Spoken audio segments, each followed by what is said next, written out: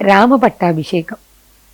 సహజంగానే సీతారాములు, లక్ష్మణులు మనకి ఆంజనేయ స్వామితో కలిపి ఉంటారు. మన ఆంజనేయుడి గురించి తర్వాత మాట్లాడుకున్నాం. ప్రస్తుతానికి రామ పట్టాభిషేకం ఉన్న చిత్రాన్ని ఇంట్లో పెట్టుకుంటే కళ్యాణం శుభకరమని కొంతమంది, పట్టాభిషేకం చేస్తున్న మొత్తం రామ పట్టాభిషేకం ఉన్నదో రామ కళ్యాణం జరుగుతున్నదో పెడితే రాముల వారిలాగా కష్టాలు వస్తాయని కొంతమంది, రకరకాల నానుడి ఉంది. అసలు రాముల వారి చిత్రాన్ని ఏ విధంగా మనం ఇంట్లో పెట్టుకోవాలి? ఇది చాలా ముఖ్యమైన మంచి ప్రశ్న. ఇది ఏంటంటే రాముల వారి చిత్రం కూడా శివ కుటుంబం ఎలాగో అదేవిధంగా ఒక సందేశాత్మకమైన చిత్రం. ఒక అన్నంటే రాముడిలా ఉండాలి, ఒక తమ్ముడంటే ఒక లక్ష్మణుడిలా ఉండాలి, ఒక భార్య అంటే సీతమ్మలా ఉండాలి, ఒక బంట్ అంటే నమ్మిన బంటు హనుమంతులాగా ఉండాలి. అటువంటి మంచి సందేశం ఉన్న చిత్రము రామ పరివారం. ఎక్కడైతే ఈ రామ పట్టాభిషేకం ఉంటుందో అక్కడంతా సుఖాంతం, శుభమే. ఎక్కడైతే వాస్తు దోషాలు ఉంటాయో, ఎక్కడైతే వాళ్ళకి నైరుతి వైపు బలహీనంగా ఉండి వాస్తు దోషం ఉన్న చోట పడమటి వైపు నైరుతి దిశలో రామ పట్టాభిషేకం పెట్టడం వలన అక్కడ హనుమంతుడు కూర్చొని ఉండటం వలన ఆయన కంటే బరువైన వ్యక్తి ప్రపంచంలో ఎవరు లేరు. అవును. కాబట్టి బరువు విపరీతంగా నైరుతి పెరిగిపోతుంది. అక్కడ రామ పట్టాభిషేకం పెట్టి ఆరాధించండి అనే చెప్తుంటాను. రామ పట్టాభిషేకం కానీ రామ పరివారం కానీ ఏది పెట్టుకున్నా తప్పులేదు. పట్టాభిషేకం ఏంటంటే అందులో అందరూ మునిజనులు సమేతంగా ఉంటారు, అందరూ ఉంటారు. మంచి సుఖాంతము అనేది ఒకటి ఉంది, అది కూడా పెట్టి ఆరాధన చేసుకోవచ్చు. అది గతంలో గవర్నర్ గారు నా ప్రవచనాలు అవి విని చాలా భక్తి ఎక్కువ, వాళ్ళ ఆవిడే అంతే. 2 రాష్ట్రాలని చాలా ఏళ్ళు గవర్నర్గా ఆయన మంచిగా నడిపించి ముందుకు నడిపించి వెళ్ళారు.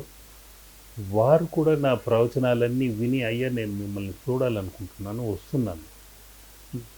చిత్రాలతో పాటు ప్రవచనం చెప్పేవాళ్ళు మీరు ఒకరే నాకు కనిపించారు, చాలా బాగుంది, నేను వస్తున్నానంటే, అయ్యా మీరు 2 రాష్ట్రాలకు రాజు లాంటి వాళ్ళు, నేను మిమ్మల్ని వెతుక్కొని రావాలి, మీరు రాకూడదు అంటే, ఎప్పుడు కానీ గురువులను వెతుక్కుంటూ మా పదవి కొద్ది రోజులు కొద్ది నెలలు ఉంటాయి, కానీ గురువులు ఎప్పుడు స్థిరంగా ఉంటారు కాబట్టి గురువులను వెతుక్కుంటూ మేము రావాలి.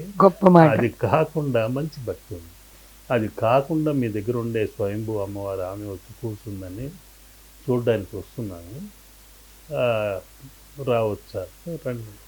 వచ్చిన వెంటనే ఇవన్నీ చూసి చాలా ఆనందంగా సాష్టాంగ నమస్కారం చేశాడు. అమ్మవారికి దండం పెట్టుకున్న తర్వాత నాకు ఒక చిత్రం కొనుక్కోవాలని ఉంది, కానీ ఇవన్నీ విలువైందే అని నాకు తెలుసు.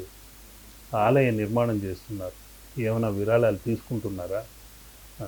నేను తీసుకోవటం లేదండి, నా కళని పణంగా పెట్టి ఆలయం 15 ఏళ్ళకి గడుతున్నాను, అయితే నేను బార్గెన్ చేయొచ్చా? ఆ చిత్రం పెద్ద చిత్రం రామ పట్టాభిషేకం ఉంది, అది తీసుకుంటాను. ఎన్ని లక్షలు ఉండొచ్చు? 3 lakhs. నేను కొద్ది బార్గెన్ చేసుకోవచ్చు కదా, చెప్పారు మీరు మొదట చేయొచ్చు అన్నారు. సరే చేయండి, 4 లక్షలుగా బార్గెన్ చేస్తున్నాను. మీరు ఎలాగో తీసుకోరు కాబట్టి ఈ విధంగా నేను బార్గెన్ చేసి తీసుకుంటాను అని చెప్పి, ముఖ్యంగా ఆయన ఆ మాట ఎందుకన్నాడంటే, పట్టాభిషేకం చిత్రం తమిళనాడులో నాకు తెలియని వాళ్ళు లేరు, చాలామంది ఉన్నారు, కానీ మీ దగ్గరే వేయించాలని ఏదో రాముల వారి ఆజ్ఞ. హనుమంతుడి దగ్గరికి వెళ్ళి అప్పుడప్పుడు రోజు పూజ చేస్తూ ఉంటే మీరే కనిపించారు, అది మీ దగ్గర చిత్రించమని ఏదో ఆజ్ఞ. రాముడిని ఎలా వేస్తారు? రాముడు పచ్చగా మీరు వేసే చిత్రాల్లో ఎందుకున్నాడు? హనుమంతుడు ఎందుకు పచ్చటి వర్ణంలో ఉన్నాడు? దానిని వనవాస వర్ణము అంటారు, ఇది ఎవరికి తెలియని విషయం.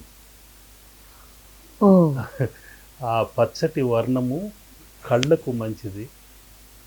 మా ఉదయం లేచిన వెంటనే వాకింగ్ చేసేటప్పుడు కూడా మనం పచ్చటి వాతావరణం చూస్తాం. పొలాల్లోనో లేకుంటే వాతావరణంలోనో పార్కుల్లోనో నడవటము, ఆ పచ్చటి రంగుని ఆస్వాదించటం చేయటం వలన నేత్ర శక్తి పెరుగుతుంది అని. ఇవి కాకుండా దానిని వాళ్ళు వనవాసం చేసి వచ్చారు కాబట్టి దాన్ని వనవాస వర్ణము అంటారు. ఓ చాలా సంతోషం ఉంది. రాముడిని ఎలా వేస్తారు, ఏ విధంగా? రాముడు పునర్వసు నక్షత్రం, ఆ నక్షత్రంలోనే చేస్తాం.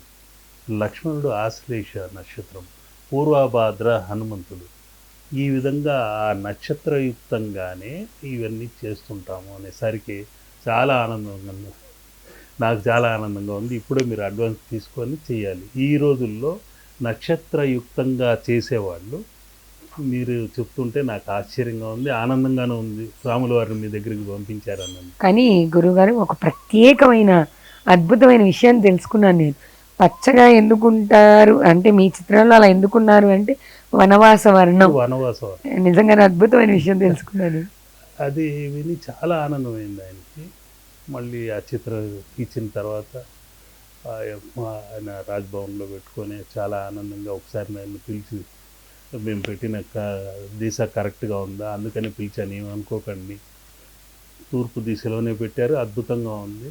ఆ కళ్ళు మాత్రం మమ్మల్ని చూస్తున్నట్టుంది. ఎటువైపు వెళ్ళినా, ఆ కార్నర్కి వెళ్ళినా ఈ కార్నర్కి వెళ్ళినా మమ్మల్నే చూస్తుంది. ఏంటి వింతా అన్నాడు.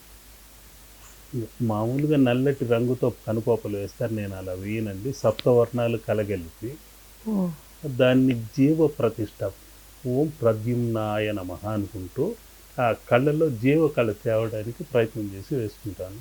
అంతే, ఇంకేం లేదు. ఆ కళ వచ్చేస్తుంది. మీరు ఎటు వెళ్ళినా ఆ కనుపాపలు మన వైపు కదులుతున్నట్టు చూస్తున్నట్టు ఉంటుంది. అమ్మ రాముడే మళ్ళీ మీ దగ్గర వేయించాడని మళ్ళీ ఆయన ఆనందంతో పొంగిపోయాడు. కాబట్టి ఎన్నో మర్మాలు మన సనాతన ధర్మాల్లో ఉన్నాయి. చెప్పుకుంటూ వెళితే అది అనంతం. ఇంకా ఇంకా చాలా చాలా ఉన్నాయి.